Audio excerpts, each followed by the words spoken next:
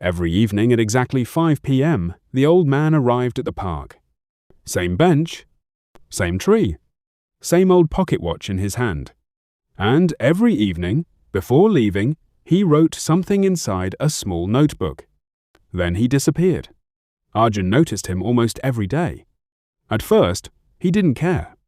But slowly, curiosity began to grow inside him. Who was this old man? Why did he always look at that watch? And what was he writing every single day? One evening, Arjun finally decided to ask. He walked toward the old man slowly. "Grandpa, can I ask you something?" The old man smiled warmly. "Of course." Arjun pointed at the pocket watch. "Why do you look at that watch every day?" The old man stayed silent for a few seconds. Then he asked quietly, "How many hours did you waste today?" Arjun froze. He wasn't expecting that question. I don't know." The old man nodded gently. "That is the problem." The wind moved softly through the trees. Children laughed in the distance. But suddenly, Arjun felt strangely uncomfortable. The old man looked at him carefully. "Young people today are always busy," he said.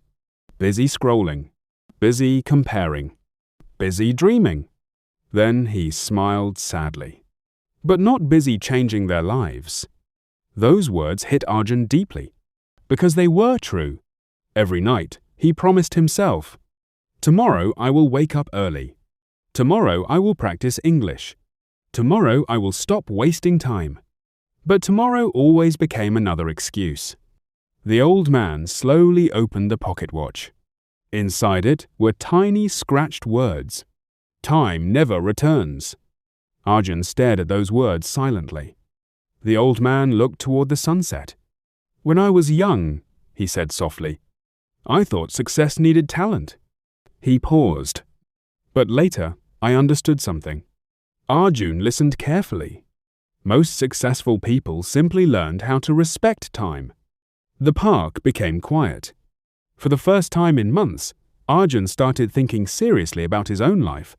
Hours disappearing on social media. Dreams without action. Plans without discipline. He suddenly realized something painful. He wasn't losing motivation. He was losing time. That night, Arjun went home differently. No music. No scrolling. No wasting hours. He sat near his table quietly. Then he opened his English notebook. Just one page. Just 1 hour. But it felt different. Because this time he was not waiting for motivation. He was choosing discipline. Days passed. Then weeks.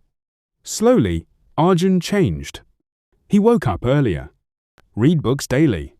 Practiced English every morning. Spent less time on his phone. And little by little, his confidence started growing. One evening, Arjun ran toward the park excitedly. He wanted to thank the old man. But the bench under the tree was empty. The old man was gone. Only the pocket watch remained there quietly. Beside it was a folded note. Arjun opened it carefully.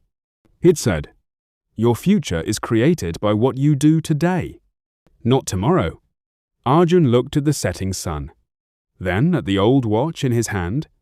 Tick, tick, tick. For the first time in his life, he could hear time moving.